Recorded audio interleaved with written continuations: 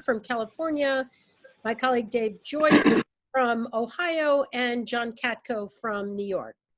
I'm also pleased that this roundtable coincides with the release of our task force legislative agenda, which we have introduced each Congress since our inception.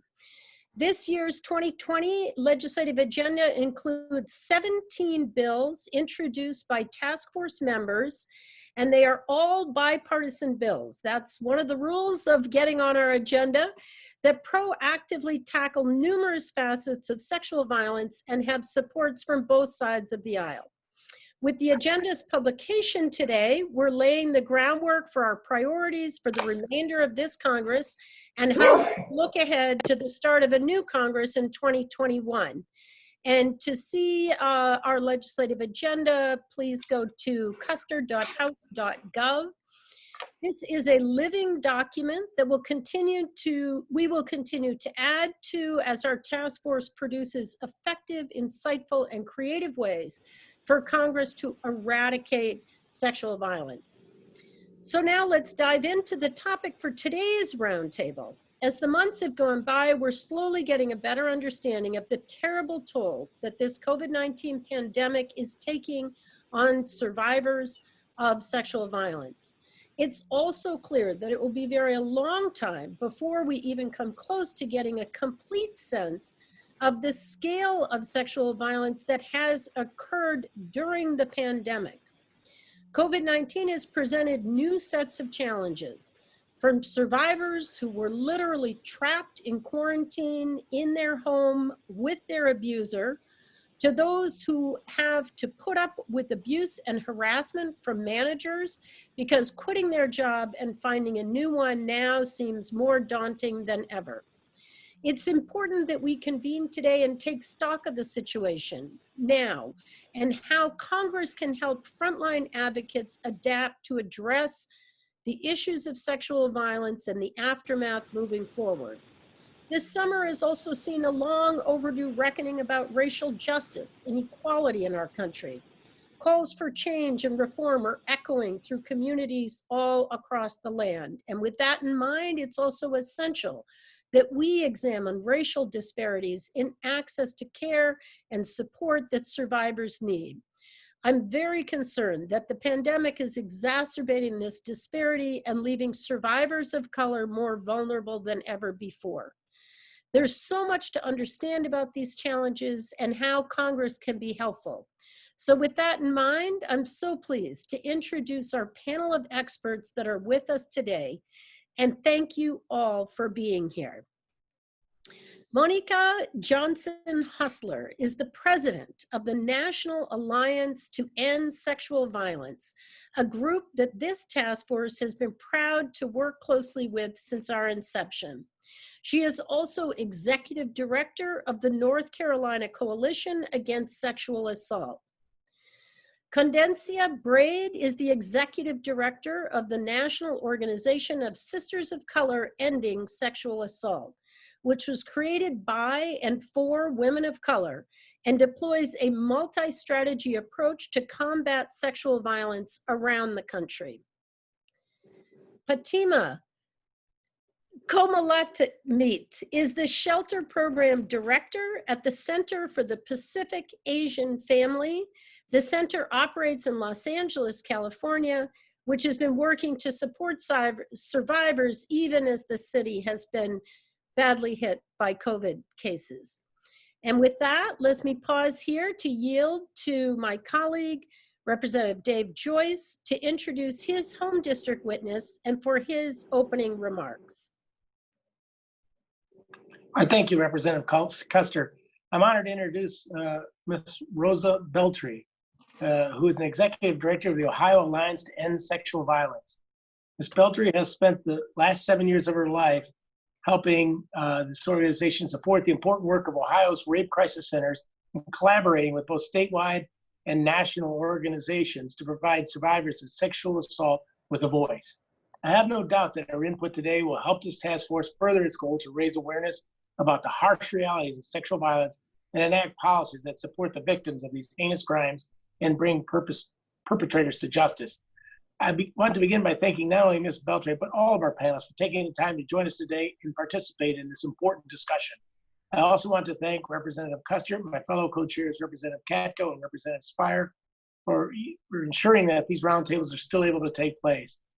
I'm sure we all wish we could be discussing these important topics in person, but as we continue to navigate this pandemic, it's critical that we further our efforts to understand how it has impacted state and local organizations that tackle sexual violence so that we can properly support them at the federal level as they work to provide care and support to survivors and aim to prevent these crimes from happening in the first place.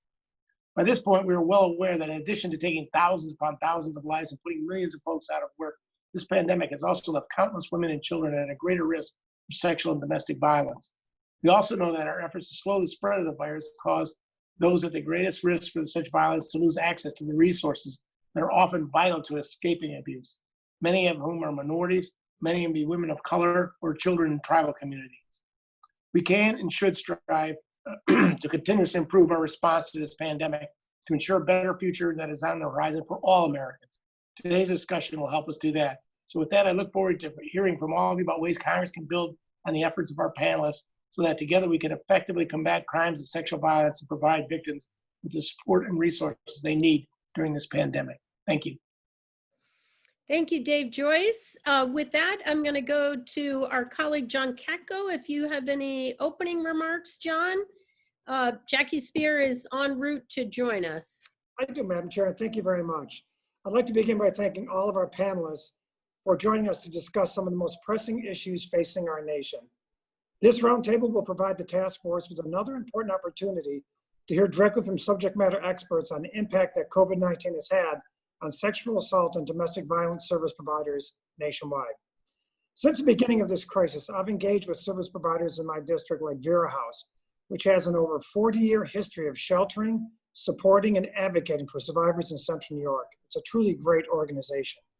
And I've heard firsthand from them and others the dire challenges that this pandemic has presented, such as increasing the need for services while simultaneously reducing their accessibility, posing unprecedented threats to the safety of the survivors and staff, and significantly raising the cost of providing services while creating devastating budgetary shortfalls that threaten their availability.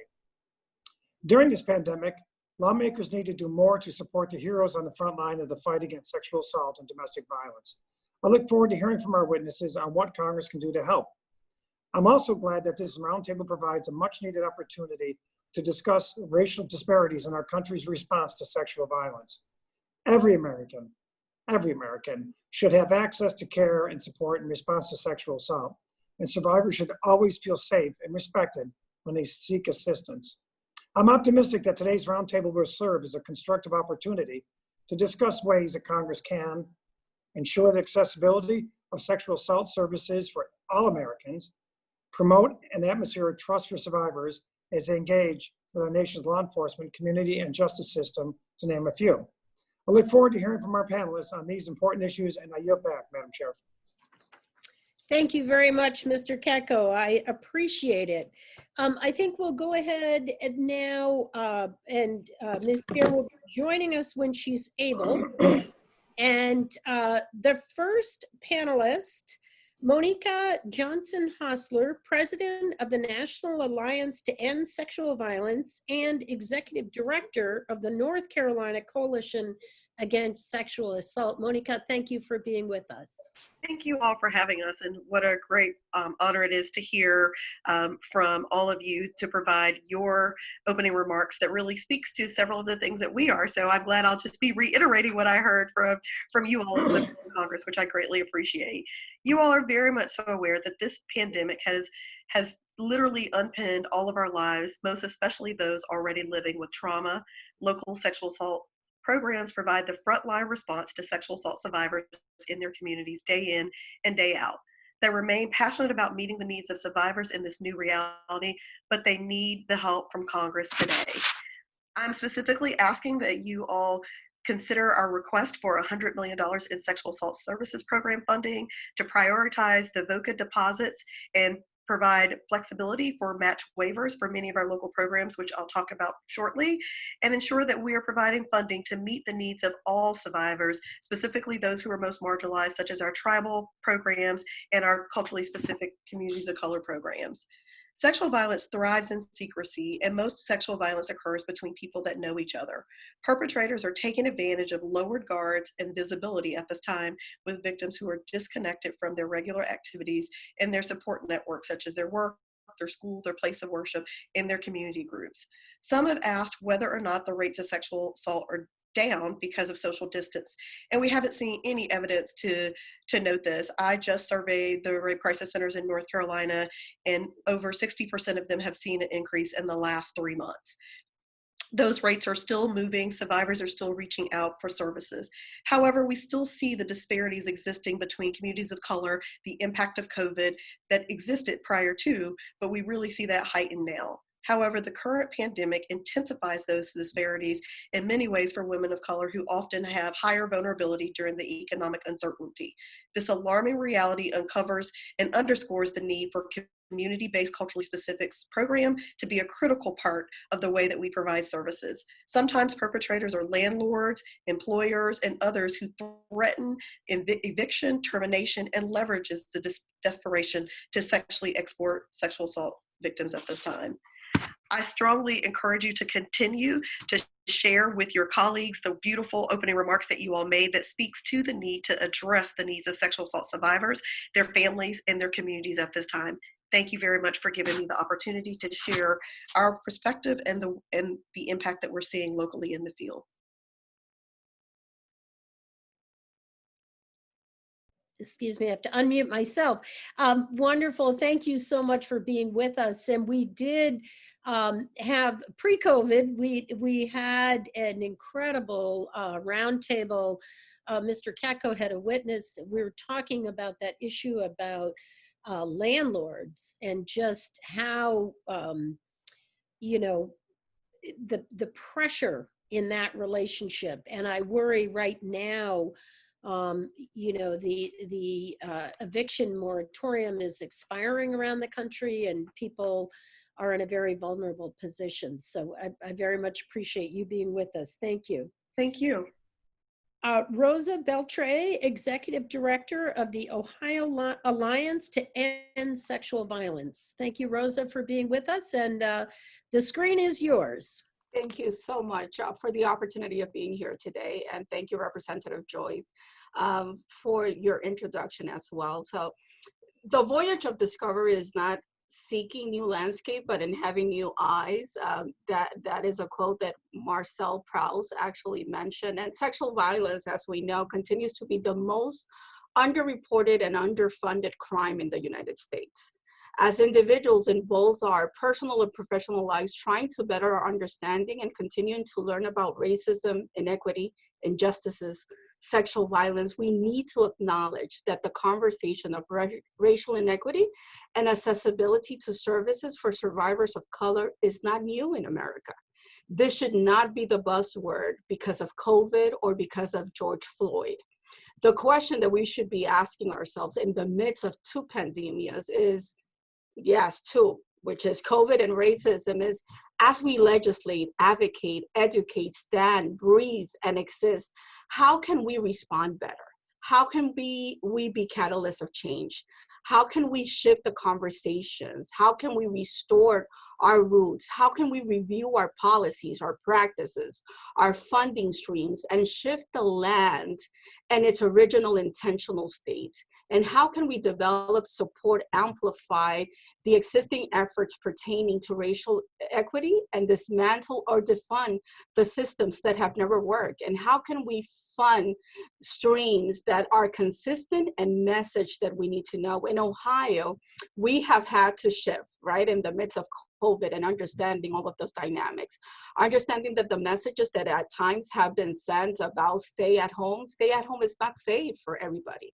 That we have to also understand those dynamics, that we need to talk about technology justice, housing practices and justice, that receiving the fundings that we think are important is not always there, that our advocates, our survivors, our children need to be safe in the midst of this. When I hear survivors calling our agencies and telling us, I don't want to go to the hospital, but telehealth does not work for me because I don't have a phone that has unlimited access, or I don't have a hotspot that continues to allow me to have access to the services.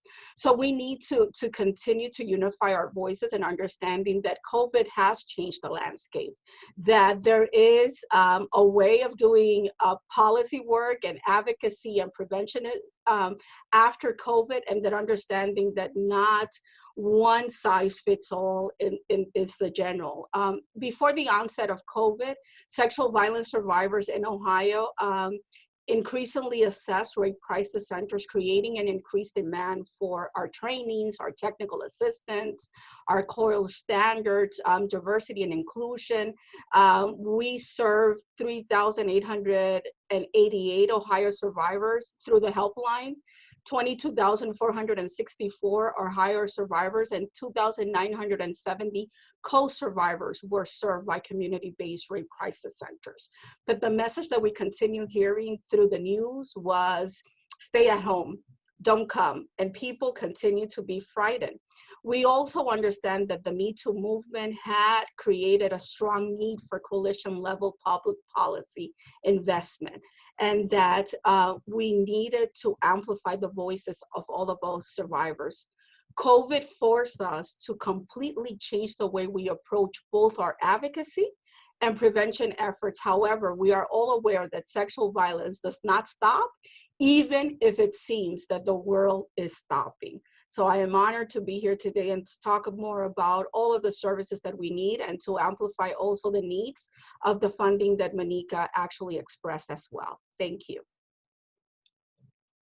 Thank you so much for being with us. And I'm glad that you brought up the issue of telehealth, and we can get into that more in the discussion, and access to broadband, whether it's a urban area or in my district in a rural community. I'm most concerned about the people who became even more isolated.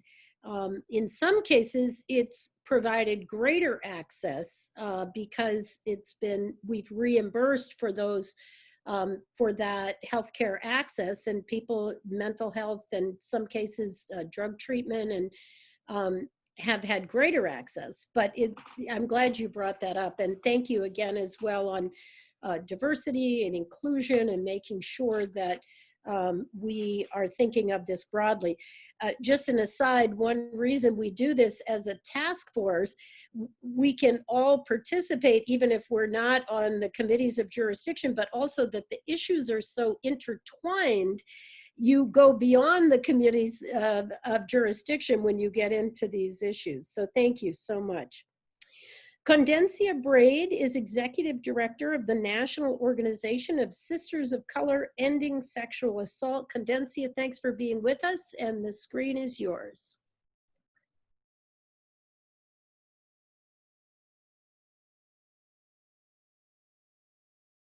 I think Condencia is with us by audio only. Condencia, can you hear us, and can you come on by audio?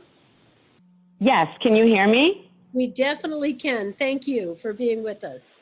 Great, thank you. And thank you so much for having me be part of such an important conversation, and to all of you for the time and energy that you have put forward to lift up these issues and center the needs of survivors of sexual assault. I'm very, very grateful to you on a personal and professional level.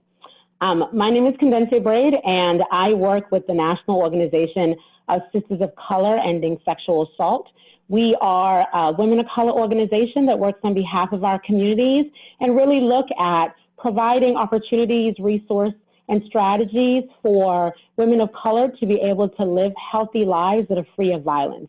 We are committed to working with our community-based organizations that are on the front lines each day of working with survivors of sexual assault, providing so many of the resources that are needed to be able to support not only the healing related to the trauma of sexual assault, but also the impact on our mental and physical health. And today, I'm so happy to be in this conversation, and my colleagues that have also lifted up what we've seen in terms of the disproportionate impact of COVID-19 on the pandemic from a physical, mental, economic basis on communities of color. It has been unparalleled. And this disproportionate impact we have seen this also impact on sexual assault within communities of color. This calls for greater attention and resources directed towards communities of color and towards culturally specific communities of color organizations. And I want to take a moment to just clarify and define when I use the term culturally specific communities of color organizations, what do I mean by that? I mean organizations that, by culturally specific, they are grounded, rooted, and their mission is driven by the needs of the racial ethnic minority that they respond to. These are organizations that understand the impact and the way how sexual assault shows up and is operationalized within their specific communities of color. They also understand the nuances and the healing strategies that are needed for their communities. They understand how trauma, long-term historical trauma, as well as the trauma related to sexual assault, how they're interrelated and how that provides impact on a survivor's ability to heal from sexual assault. You will get to hear from one of our culturally specific organizations that we work really closely with, the Center for Pacific Asian Families, which I know will be speaking next. Let me tell you a little bit more about how COVID has impacted our communities. We know, and folks have talked about, that women of color are on the front lines oftentimes of COVID-19 and sexual assault. They're most likely to be working service jobs which are deemed essential, and also service jobs where we have often seen sexual assault have a vulnerability. Take, for example, the underlying issue that we learned through the documentary Rape on the Night Shift, where janitorial workers are often very vulnerable to sexual assault, many of those workers being women of color. Many of those workers are currently, as we look at reopening, re-engaging through the pandemic, many of those workers are not only on the front line for COVID, but they're also on the front line and have a heightened vulnerability for sexual assault. Because women of color are survivors of sexual assault and often on the front line, what we're seeing is the increased struggle, the fear, the increased fear that we're seeing. We know that that's happening collectively, this context of fear and hopelessness. We're seeing that in the larger population. We're seeing that significantly with women of color. Fear for themselves, as they engage, often being in the frontline position, as well as fear for their families contracting COVID, and this anxiety and hopelessness of when will this end, leading to a cycle of depression that has already been impacted by the trauma from being a sexual assault survivor. We're hearing many of our local programs see this as an ongoing issue, and we're concerned about the worrisome cycle that we will need to interrupt. And we know that this is a significant public health issue. We also know that sexual assault has often been significantly silent in communities of color. And given the concerns of the criminal justice system, many have not reported the incidents of abuse.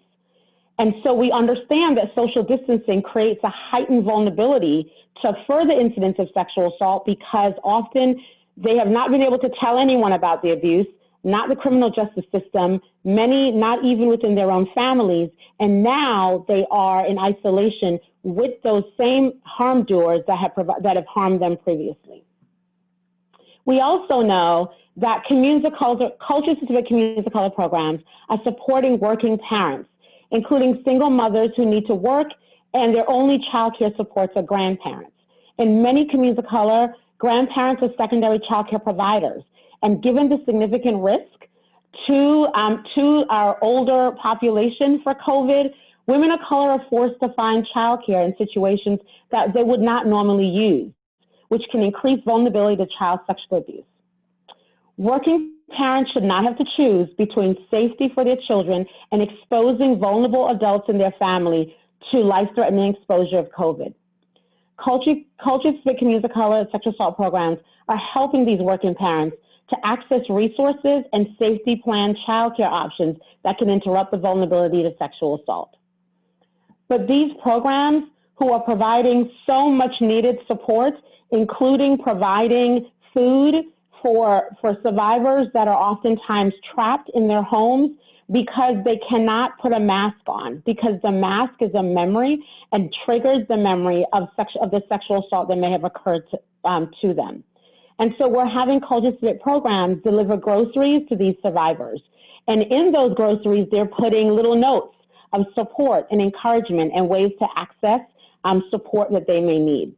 We're having culture-specific communities of color organizations provide translation to life-threatening, life-important, and life-saving information that often is not in the language of our communities. But communities of color organizations are lifelines for survivors, and so provide whatever survivors need to be able to access basic human needs. But as I mentioned before, many of these organizations are underfunded and unfunded. We know that this gap in funding has existed before the impact of the pandemic, and we have seen it tripled as they have had to provide services with no funds at all. Many of these agencies are not able to access the current funding stream at the state governmental level, and even the resources that have come out to address COVID, many governmental agencies have provided those resources to current grantees. Well, many of our communities of color organizations are not current grantees, so have not been able to get those funding that have come up. So we need Congress to hear us, see us, and support us. We need funding that is intentionally directed to communities of color organizations. We are asking for Congress to remedy this situation by providing a direct funding stream that will put money into the hands of communities of color organizations. We are asking for $40 million in funding through the Family Violence Prevention and Services Program that will provide money to culturally specific communities of color organizations that are addressing domestic violence and sexual assault. Funding must be intentionally directed to these culture-specific communities of color organizations, and we must be able to ensure that these organizations are able to develop programs for and by their communities, and that they will be heard and their issues will not be left out. Thank you. Well, thank you for your impassioned advocacy and for reminding all of us what is at risk, and we want to be supportive. This is very helpful. The specific funding requests, then we can work together with your organizations and in a bipartisan way with our appropriations process. So thank you again for being with us, Condencia. Fatima Komolamit is the Shelter Program Director at the Center for the Pacific Asian Family. Fatima, welcome.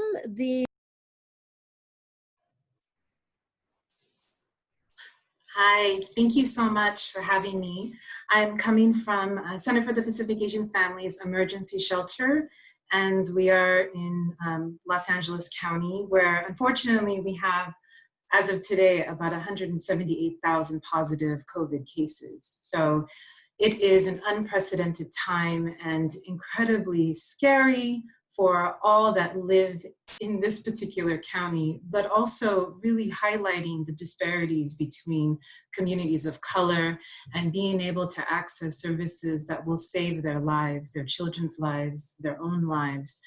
Looking into the kaleidoscope of services that is a necessity for sexual assault survivors within communities of color, it is really imperative that we never forget how challenging it is to even try to access services, and then also understanding how much more that has been negatively impacted by the sheltering at home, and being able to be a service provider that, you know, currently right now we have families that are relying on us for every single thing. And we've always done that since 1978. CPAP has been providing you know, necessary services for Asian Pacific Islander survivors, Korean families, Chinese families, Southeast Asian families, Nepalese families, Thai families, Vietnamese.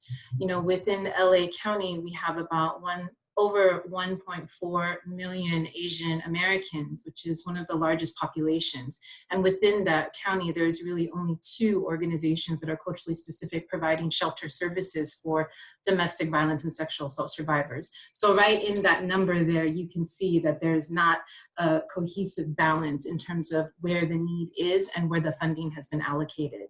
So really giving light to understanding this human plight, being able to be effective during this time is really challenging. With language access has always been an issue for our monolingual clients who are trying to access law enforcement services or trying to access medical services. They weren't even able to get through the door because language was a key issue. And now more so than ever, they're not able to get in. So it is really critical that we're able to work together.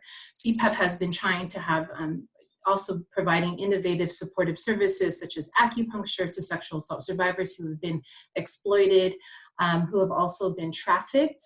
Sex trafficking in Los Angeles is huge and still a very much underground business.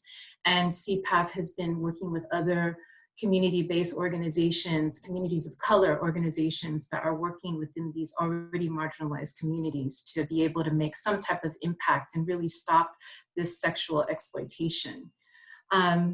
Right now, I have to say that it's always been painful and devastating to hear somebody's story and to understand that they come to you in the most vulnerable, most distraught times in their lives. But being able to provide these services, the food, the essential food, the immediate shelter, the comprehensive advocacy, the accompaniment to court, being able to provide education when sexual assault and even healthy sexuality is not necessarily something that is talked about within communities of color, and specifically for Asian communities, it is still very much stigmatized and shamed in many different circles. A lot of times circles that communities of color typically go to first, maybe faith-based communities, maybe community-based organizations that may not necessarily deal with domestic violence and sexual assault survivors, but are the ones that are in the front lines of the community. So CPAP understands that we have to really be intentional in being able to build these bridges with other community-based services, but also understanding how rare it is that our services, continue to be supported. There are so many organizations that still are working on the grassroots and not getting any funding at all. And it is critical that during this time, especially as we have families and children who are being sexually exploited within communities, that we understand how incredibly important it is to never forget their stories, to never forget how much importance we own to them, that we give them the level of services that are going to make a positive, nurturing impact on their survival. So Los Angeles is a very complex, it's a very multifaceted place to live and to work, and being able to look at how much COVID has impacted the capacity for survivors to access services has been devastating. But I'm really, really very grateful for this opportunity to be able to give voice to those survivors who are within our programs right now and who are calling our hotlines, and with other colleagues that have been seeing the rise of silence, even more so now than ever, because oftentimes the person who's doing harm, the person who's causing that sexual violence, is the same person that is having dinner with them and being able to wake up with them, and then being able to cause havoc within their own home, which really indicates that home is not a safe place. And so we must must do something about that and be able to provide that additional support and funding. So thank you so much for the opportunity to be part of this panel. Well, thank you. And it's wonderful to have you with us and get a window into your world in Los Angeles. Dave, if you'll give me the opportunity to recognize our very patient colleague, Representative Judy Chu, who's with us from California. I want to give Judy the opportunity to speak, and then we'll go back to the co-chairs for our questions. But Judy, go ahead. The screen is all yours. Thank you so much, Annie. I really appreciate it. When I heard that that there was going to be a representative from the Center for the Pacific Asian Family from Los Angeles County, I just had to be on this call, of course, because I represent Los Angeles County, and also because I've been a longtime supporter of CPAF, the Center for the Pacific Asian Family, and also actually prior to coming to Congress, I was a rape crisis counselor, and I counseled victims, staffed the hotline, and met survivors, saw firsthand the emotional and physical toll that sexual violence had on so many. So just want to thank all of you for the work that you do on the ground to help survivors every single day. So Ms. Komalamet, thank you for what you're doing with CPAF and highlighting the challenges that Asian Americans and Pacific Islanders are facing during this pandemic. We know that sexual violence is underreported in the AAPI community, and one anonymous survey found that 60% of Korean American women and 60% of South Asian American women reported some form of sexual assault or coercion within their domestic partnerships. But cultural stigma certainly is preventing survivors from coming forward. So what I wanted to know, Ms. Komalamet, is what kind of cases are you seeing ever since the stay-at-home orders have occurred with COVID-19 as far as AAPI women being able to come forward? And especially since we also see anti-Asian hate crimes incidents related to COVID-19. And what do you do differently to be culturally sensitive to those who come forward? Thank you, Representative Chu, for your support of Center for the Pacific Asian Family and just your longtime advocacy and just powerhouse that you are. So we really appreciate you.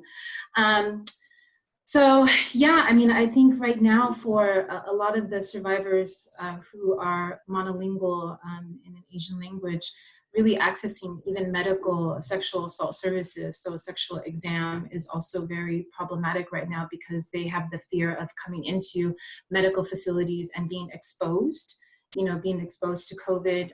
Also, that there was already that aspect of not necessarily having an interpreter who's going to be able to provide really comprehensive interpretation for that survivor. In LA County right now, there's been a reported 832 incidences of hate crimes against Asian Americans because of COVID. So that also has been, devastating for a lot of survivors to even come forward or to even go out into the community to try to figure out where they can get help. Because oftentimes what we're finding is when they're already isolated within the home. And then the few times that they get to go out, sometimes for our survivors who are raped by their partners on a daily basis, the one time that they're able to go out is actually when they send their kids to school or when they drop their kids off for daycare, and now they don't have that. So they're even more trapped into their home. And so even last night, we were trying to triage for this monolingual Vietnamese woman and her daughter. And the woman unfortunately was experiencing sexual assault, and we had been trying to kind of figure out how we can get her out. And at that point, had to triage with the police department and be able to figure out how we can get an Uber there. It was like 1 or 1:30 in the morning. And they were trying to find an interpreter. We were trying to find an interpreter. All Vietnamese interpreters on the line were actually busy during that 1:30 a.m. call. And it was just like one of those things where, you think to yourself, like, how is it that we don't have enough? How is it that we don't have enough resources to help this family escape? Thankfully, they're we got them to a safe hotel right now. But that just kind of illustrates just even more how pervasive these challenges are and how much stronger the need is to be able to reach out. So CPAP has a 24-hour multilingual hotline that we were able to, provide different services to communities. Unfortunately, during that time when we were having this, when we were trying to kind of figure out with this Vietnamese family, having language access is so critical, and we definitely rely on our community, we rely on our language-based services, and still that is not enough. So it just speaks to also some of the sources of additional funding and support that is needed. We're still reaching out to our community-based organizations that work with specific communities of color, like, the Cambodian community, the Indian community, the Korean community. We have a very large Korean contingent in Los Angeles, and we work very well with other organizations and just trying to reach out. But it has been challenging because if you're looking at immigrant communities, in particular Asian Pacific Islander communities, they don't have a lot of access to technology. And so they may not necessarily be able to do the Zoom, to be able to kind of read into that. And so it's been really trying to kind of be as innovative as possible, depending upon the situation that we find. Oh my goodness. Well, thank you for all the work that you are doing despite COVID-19, and I truly appreciate it. And I yield back. Thank you. Thank you so much, Judy Chu, for being with us and being such a stalwart defender of the rights and liberties of women and members of the Asian Pacific community, and for everyone in California. She's just everywhere. A great colleague of mine in the Women's Caucus as well. So thank you. I didn't know that about your background as a rape crisis advisor, but it makes perfect sense to me because I know how committed you are to these issues. With that, I will hand the screen back over to my co-chair, Representative David Joyce. We also have Congresswoman Susan Davis, also of California, with us on audio. And so, Susan, we'll get to you right after Representative Joyce. All right, thank you, Annie. Appreciate it. And it was appreciate learning from all of you today. But one of the things we're hearing today is that there seems to be a lack of justice for survivors, particularly individuals of color. I know that healing from these terrible crimes is not a linear process for survivors. It's a lifelong progression. As a former prosecutor, I also know that bringing one's assailant to justice can play an important role in the process. That's why, since coming to Congress, I made it one of my goals to tackle the rape kit backlog. It's estimated hundreds of thousands of these kits sit untested in crime lab storage facilities around the country. Just this past November, it was reported at the time, Minneapolis had 1,700 tests, untested kits spanning 30 years. Now, this is simply unacceptable. In Ohio, we've seen a lot of progress in this regard at the local level, but much more work is left to be done, not just in my state, but across the country. Can you all shed some light on how the rape kit backlog disproportionately impacts minority communities, and what types of policies you think we can pursue on a federal level to allow minority victims better access to the justice they deserve?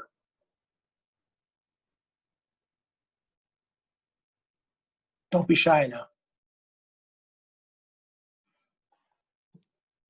So Monica, if you want, I'll start and then I'll go ahead and jump into you. As you mentioned, Representative Joyce, so it's been a long time coming, especially here in Ohio. We had, especially in Cuyahoga County, over 4,000 kids that were untested.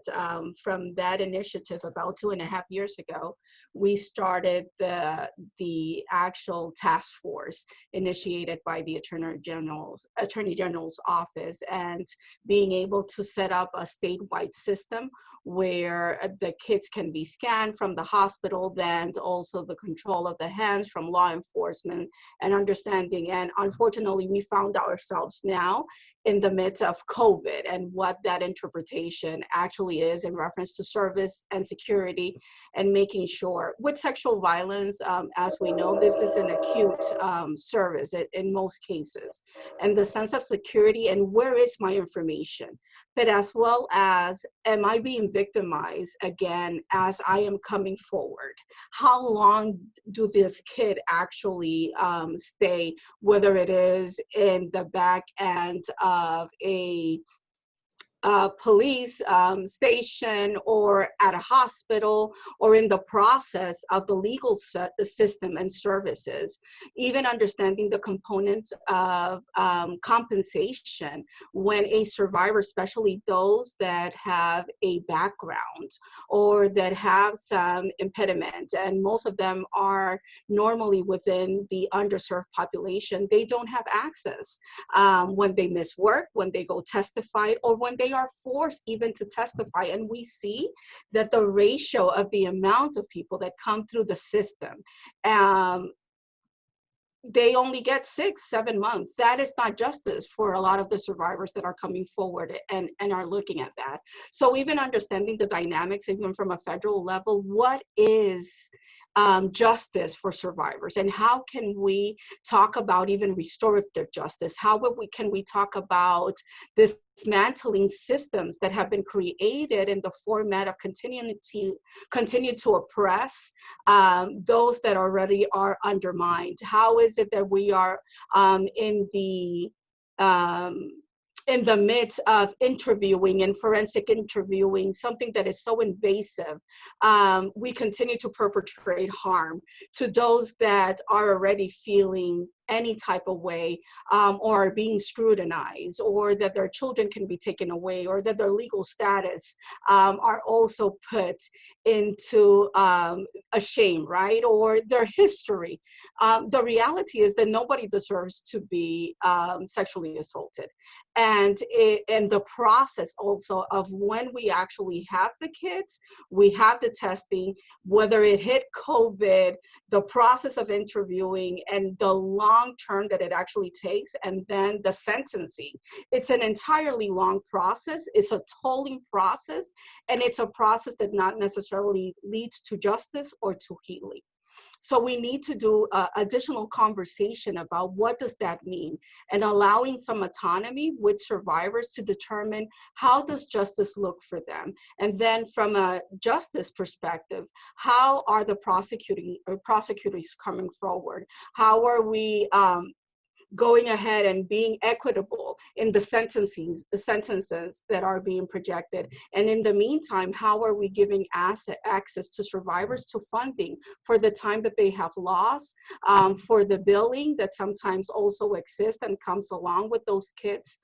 So those are some of the things that we would like to actually see, and how Congress can help us with the backlog so that it doesn't exist any longer. So I thank you, Rosa. I think you touched on every single point. So I'll just add the number of sexual assault survivors who actually go through a rape kit is very small, and even more decreased for communities of color because of some of the fears that Rosa uplifted, such as immigration status, fear of retribution from the person who caused the harm. But also, we can't forget, in the middle of a pandemic that is layered with the impact of racism and systematic racism in our criminal legal system, that survivors are also afraid to come forward because of the harm or injustices that may happen to them, specifically for our communities of color. If and when those survivors do go forward with the rape kit, there are several policy implications that I keep rolling off my tongue. In North Carolina, we're one of the states who have the federal sexual assault kit initiative grant, and those things include, when we looked at our kits that were backlogged, the large number of them were either marginalized women or women with backgrounds that some law enforcement officer at the time who took the kit didn't think that she could be sexually assaulted. So women who were forced into prostitution, or younger women, we were able to look at the trends across the country of whose kits were not getting processed and why, and really acknowledging in our policy that a large part of that did include systemic biases and racism. So how do we address that specifically in our policies? But the other piece, and the last piece I'll uplift here, is the funding piece of it. So for So currently in all of our states, except for states like Ohio, who've made some movement, so hats off to your state, Representative Joyce, but you are not eligible for the crime victims compensation reimbursement if your kid is an old kid, because our crime victims compensation was written to address sexual assaults that happened immediately, and we moved it from 48 hours to 72 hours to 96 hours, but that does not address victims who now are reliving what happened to them 10, 15, 20 years ago. They have to undergo therapeutic services, childcare, to be off, to answer questions, to participate in these roundtables that law enforcement and prosecutors are asking that these survivors participate in. Once their kit is actually being processed from those backlog of kits. And there is no redress or recourse or financial support for those survivors that are undergoing that process. So that's certainly, for me, one of the priority changes. That's a public policy change that we could actually have Congress take a look at for those backlog kits. Great, thank you. Well, thank you, Dave Joyce, for bringing up that issue about the backlog in rape kits. One of the projects that our task force has worked on, we worked with the actress Mariska Hargitay about this whole issue about the rape kit backlog, and but we'd like to continue to work on that. You've given us some very constructive suggestions going forward. So right now, I'm very pleased that we're joined by our colleague Susan Davis, also from California. Susan, the screen is all yours. And then Lois Frankel has joined us from Florida. So this is almost as though we're at a regular hearing room with busy people dropping in and dropping out, but thanks for being with us. Thank you so much. And I appreciate my colleague, Representative Kuster, and thank you, Dave Joyce, Representative as well, for being on the call. And I just saw that Lois had joined us also. You know, really, Annie, I got on the call because I'm interested in this issue, as you know, and wanted to hear from the people who are with you because of your expertise, because of your high engagement on this issue, which is very important. One of the things that I think at this point, we almost don't even know the impact, I think, and that's of young women, particularly some young men as well, who are no longer in school and who have been, whether or not if they had already been victims of sexual trafficking, whether that continued. We don't have teachers who are looking out for their safety, hopefully. I authored a bill that would help train our teachers to be able to notice the signs of being trafficked and how we go about really helping young people open up about this world and helping them be safe. And certainly prosecuting those who are engaged in the trafficking. So I don't know from your perspective, and perhaps you spoke of this earlier, but what do we know about that? And are these young people more vulnerable now? How do we follow up? How do we make sure that schools can be reaching out, I think, to those young people as well, even if they're not seeing them in person and perhaps not even online. We know that teachers are working very hard to stay in contact with their students, but I just wonder if there's been a special effort in this regard at all. That's a great question, Representative Davis. My name is Monica Johnson-Hostler, and I am representing the National Alliance to End Sexual Violence, but I'm the executive director here at the North Carolina Coalition Against Sexual Assault, and interestingly enough, also on our school board here. And this is certainly one of my top priorities. As great for you. I was a school board member, so I'm so certainly glad one of my there. certainly one of my top priorities, having this be my career and talking about this issue. I actually met with a group of students yesterday who started an online process to bring awareness to students on the issue of human trafficking and sexual exploitation while they're out of school, developing both PSAs that are directed and relevant specifically to marginalized communities, and especially our students who are McKinney-Vento / homeless or are in home transition, that we are recognizing that they are certainly vulnerable at a time where schools have been out since March across this country, and quite frankly, many are not returning in full force in August and September. And so we would be remiss if we didn't acknowledge that shortcoming. In the state of North Carolina, we do have a requirement for teachers to be trained on sexual violence prevention and human trafficking. It helps to be a school board member and someone who advocates for sexual violence across the spectrum, which includes for us sexual and labor human trafficking work. And so our teachers are required to have a very short time frame of training, but I can certainly tell, and then we're also required to train our students from 7th grade and 9th grade, particularly on the vulnerabilities and red flags of sex trafficking, recruitment, and identification. And so we're sharing that with students to use their own voice, to share with their peers in online messaging. But the truth is, schools are grossly underfunded and teachers are working hard, but I live in the 13th largest school district in the country that I sit on that school board, and we have one school counselor to 650 students. There is no way in uncertain terms that those counselors are going to be able to connect directly with their students while they are not in school or even reporting to school or have the ability to be online. We know that, you know, internet connectivity remains to be a problem. So many of our students in my school district, we actually had our buses to keep our bus drivers working. We had them drop homework packages off in communities, in our long-term stay hotels where we know we have students, to really be able to lay eyes on them, but also to continue to engage them in their education endeavors. And just like I'm sitting here talking about the need for sexual assault funding from Congress, I also am on the other side sending my North Carolina members of Congress letters to say we are grossly underfunded, not just our education system, but our health and wellness, the inability to provide full health and wellness to our students. And one of the things the students told me yesterday is school is my safe place, not because I have issues at home, but it's also the safe place because it's where I have an adult that I can disclose to, and they don't have that. So even if it's not around sexual violence or human trafficking, but just merely the grief that our young people are experiencing and not having access right now is a huge, I believe, gap, and certainly disparities among our students who are most at risk.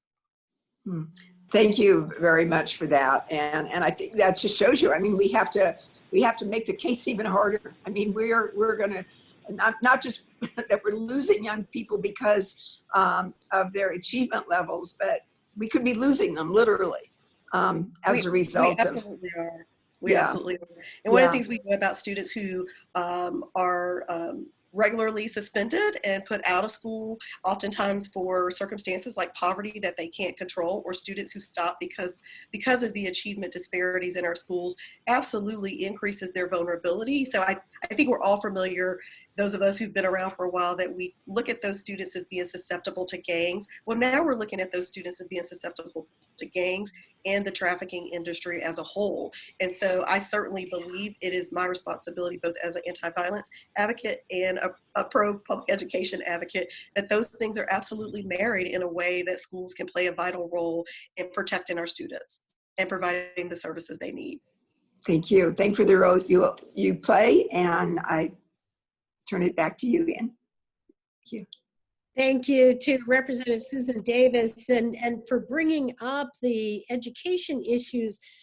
I'm going to pick up right there and take a turn myself right now, because you started to venture into an issue that I've become increasingly concerned about. And that is this sexual abuse to prison pipeline. This is maybe somewhat counterintuitive to people who are not in this field, but the way our criminal justice system works, we're not providing sufficient resources to victims and survivors of sexual assault. And often they're getting caught up in our criminal justice system because of behavioral health issues that, or maybe in addiction or we talked about prostitution. I mean, all of these different things. In New Hampshire, and I've got some statistics here that I want to talk about around the country, but I'll start by saying this is an issue that impacts communities of color disproportionately, but I will also say here in New Hampshire, pre-COVID, this winter, I was in our women's prison, and I learned that day from the superintendent that 100% of the inmates in our women's prison are survivors of either sexual assault and domestic violence, that was 75%, or abuse and neglect in their childhood, that was the remaining 25%.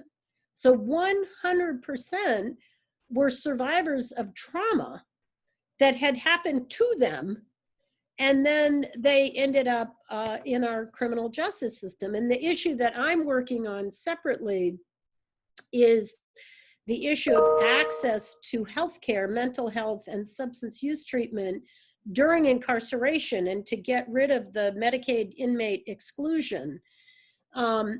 Because I just feel like we're spending billions of dollars on the wrong problem. And if we tackled the right problem, we could empty out the jails and prisons and people could lead productive lives. But just to give you a sense of this, in South Carolina, 81% of girls in the juvenile justice system have reported abuse and trauma. In Oregon, 76% of girls in the juvenile justice system have reported sexual abuse. And Black girls are 14% of the youth population in this country, but account for 33% of the youth who get arrested. And so these are very much intertwined, these issues. And I guess, and I want to make sure that we bring Condencia back into the conversation. I know she's on audio only, but Condencia, if you want to comment on this issue, and then we'll just go through the panel and give everyone an opportunity. Condencia, are you still with us on audio? She may have dropped off. If not, Are you able to hear me? we can hear you. Yes, thank you. Okay. I'm sorry, my audio is going in and out. And I wanted to, I appreciate you bringing that up, and I do want to, I know Fatima had a time issue, so Fatima, if you wanted to respond, I wanted to yield to have you respond, and then I can do it after. Do you still have that? That's great. I know Fatima does need to consult with a survivor at 3 o'clock. So Fatima, you go ahead with your last thing. Sorry, thank you so much for that. Yeah, well, actually, we have to go to a court today. So some of the courts are open and some of them are not. And in downtown LA, they are still open. Be safe and wear your mask. Yes, so definitely wear my mask. But just, really, I think that what you highlighted is integral to how sexual assault impacts a survivor lifelong. The fact that when they are assaulted at an early age, when they are children who have been hurt and who have had sexual assault happen to them, this propels them into a state of complete disarray and not trusting the systems that were supposed to protect them, and then segueing into relationships that are unhealthy and grooming into sexual exploitation. I mean, it's rampant, and it does happen disproportionately with communities of color, with women of color. So being able to highlight that and having Condencia also just bring in more of her invaluable expertise is very critical. But I did want to say that, for this discussion, I hope that what people can take away from it is that there are real passionate people who are working on the ground with our women, children, young men, LGBT, queer folk who are going through horrendous experiences of sexual assault, but are still trying to be as resilient as possible, in particular under this pandemic. But we need more support. We need the support of Congress to understand how incredibly important it is for us to continue these services and also to bring new services because these communities need more. And during this time of us discussing what's going to be an appropriate package for people in this country to be able to live on a daily basis, we do need to remember the silence of so many sexual assault survivors because they've been having to contend with so many barriers. And I hope this is an opportunity to lift up their voices and have it flourish to a point where we can create more sustainability for our services and other service providers too. So much gratitude to all of you, and I hope you stay well and healthy. And thank you again for the opportunity. Well, thank you. It's been wonderful meeting you. I really want to wish you well in your work. Please do stay safe. What you're doing is so important on the front line. But just know that you have friends in Congress, and we're working in a bipartisan way, men and women, Republicans and Democrats, wanting to support your work every single day. And lastly, just briefly, I'd say I am a survivor myself, and every time I think that I have put this behind me, I will wake up in the night screaming, and this is 40 years later. So, you know, it's something that we don't even have enough understanding of what the trauma can do. And for me, this was just one incident. This is not, you know, a lifetime with a predator in your home. So I appreciate everything you're doing. Anyone else want to comment? I think we were going to go to Condencia online on the audio. Condencia? Yes, can you hear me okay? We can hear you just fine. Great, thank you. And thank you so much for raising such an important issue because, you know, I think you will always hear me say the importance of working with culture civic communities because I think that in our responses sometimes we are, it's important for us to think about the history of communities and to be able to engage culture civic communities in culture civic organizations in being able to create the strategies and responses that can lift up and address underlying injustices in our communities. And often we see our young girls of color being impacted in that. And unfortunately, the statistics that you raise up is not new to us because we know that. We know and we understand that so many of young girls that are incarcerated, women that are incarcerated, do have significant histories of trauma. And what is unfortunate is that we also know that many young girls of color are over-sexualized and devalued. And so when issues are impacting their lives, they are not necessarily seen as, you know, issues that are critical for response. And so oftentimes they are re-victimized by the system that do not value their right to be able to access and supports that are reflective of their community. And so we see that lack of response then leads to, you know, many, you know, I used to work with, much of my work has been done with youths of color and working with young girls that have been survivors of sexual assault and long-term ongoing child sexual abuse, and oftentimes feeling like they and only they are the only one that have to solve this issue because systems don't hear them and don't respond. And that oftentimes, you know, even as we think about engaging with schools, how do we work with schools to a place that schools are engaging with community supports? And that it's a comprehensive response. And I really love and appreciate, you know, Monica raising up the issue of schools being a place that is an access point for young folks to be able to get support, and really want to add to that equation community, culture civic community responses as well. Because I think there needs to be that partnership that is able to really address these issues in both ways. And I think as we think about, you know, there's a program in Tennessee that's an awesome program that works with and engages with and provides support to women that has been incarcerated and that are survivors of sexual assault. And I think programs like that allow for women to be able to address, show up, get supported. There's another program in DC that provides that response as well. And I think the importance of being able to have partnerships to look at How will we, even before, young women of color engage with the criminal justice system, and that if they're in the criminal justice system, how do we look for ways to be able to support them so that they can be able to get support for the sexual assault that they have that has impacted their lives, as well as look for opportunities and alternatives to not have women in those spaces to begin with.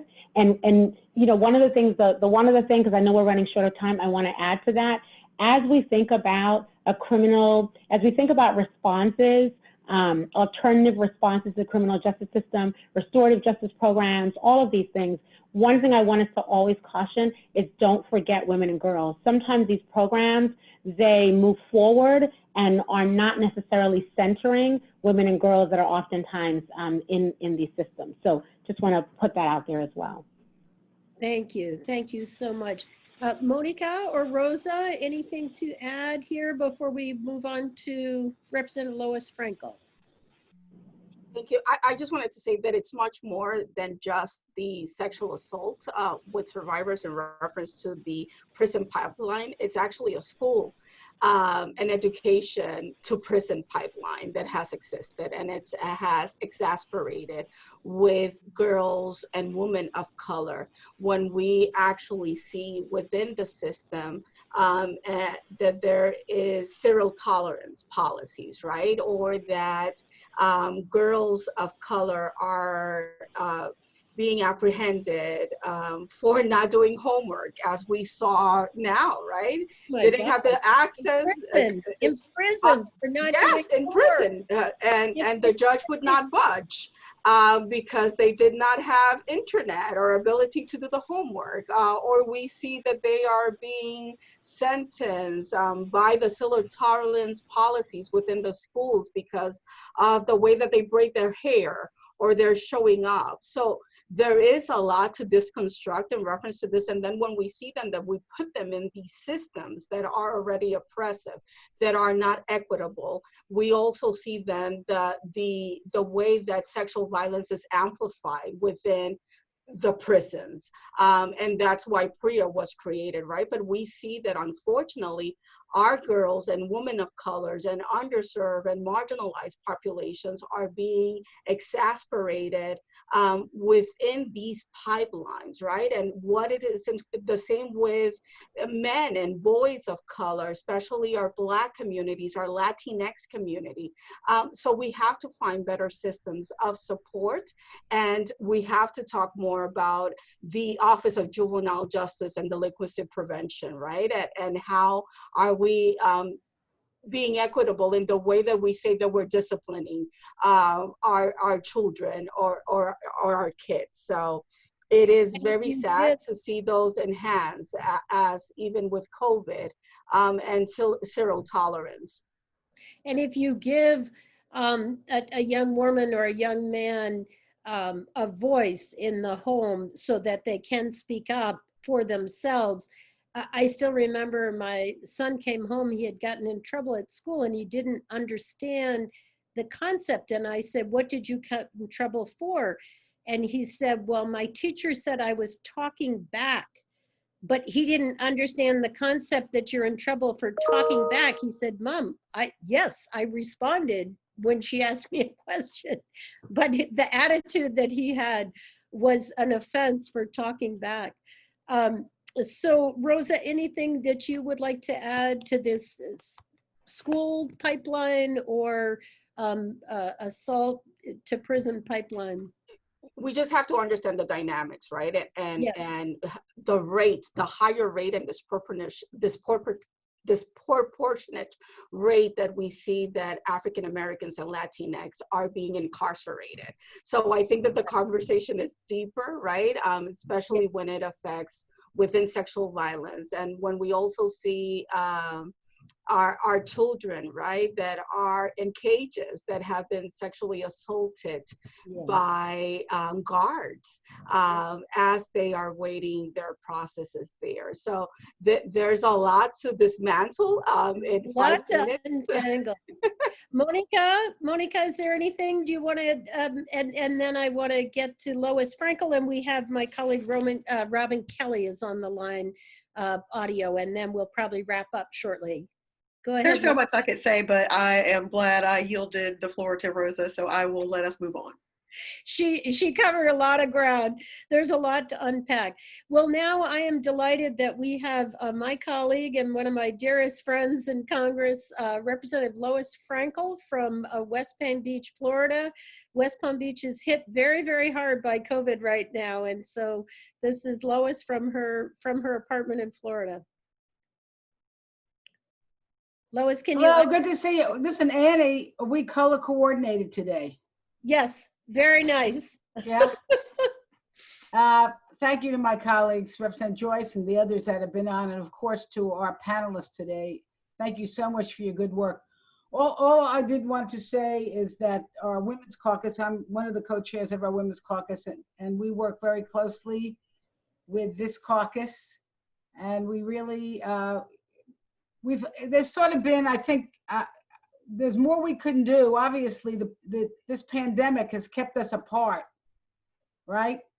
But working and trying to prevent sexual violence, working with the victims is still high on our agenda. And I know as we move along, it will still continue to be high on the agenda. And just to let you know that I spend a lot of time on international issues, and the sexual violence around this world is terrible. It's gotten worse with the pandemic, and I have been unfortunately disappointed by some of the actions of our administration in cutting off funds to organizations like the UNFPA and so forth. But I hope we'll be able to get back on track.